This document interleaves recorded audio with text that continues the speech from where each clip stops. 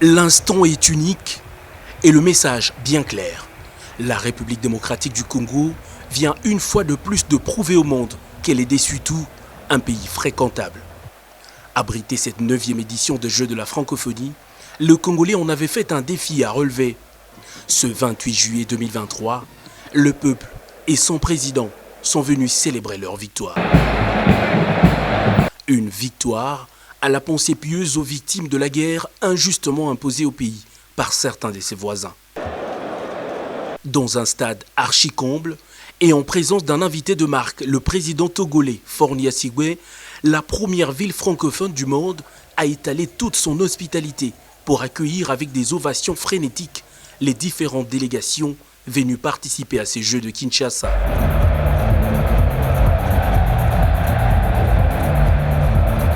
Du Gabon au Canada, en passant par le Liban, l'Arménie, le Sénégal, la France ou encore la Côte d'Ivoire, les athlètes ont fièrement défilé, brandissant leur drapeau.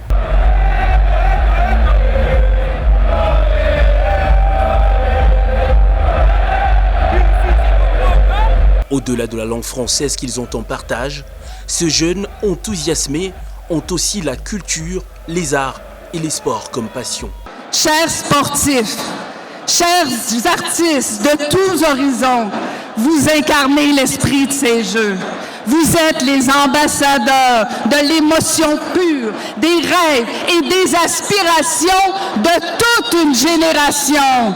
Du discours de son président, le Congolais a fait entendre sa voix, celle d'un peuple résilient et qui prend bien soin de ses valeurs. Aux côtés de la première dame de la République, la distinguée Denise Nyakeru Tshisekedi, le chef de l'État a appelé ces jeunes athlètes à profiter sainement de ces instants avant de lancer officiellement les Jeux. Je déclare ainsi ouverts les 9e Jeux de la francophonie. Bonne chance à tous et que les meilleurs gagnent. Vive la francophonie, vive l'amitié entre les peuples et les communautés francophones universelles. Ce mot du président Tshisekedi ont laissé place à un spectacle artistique que les Congolais n'avaient encore jamais vu.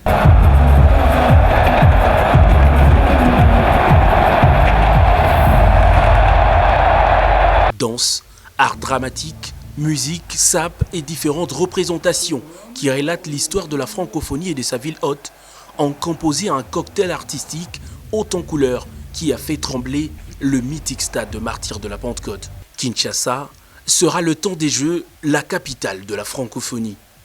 Impossible n'est décidément plus un vocabulaire congolais. Le président Tshisekedi et son peuple ont su le prouver.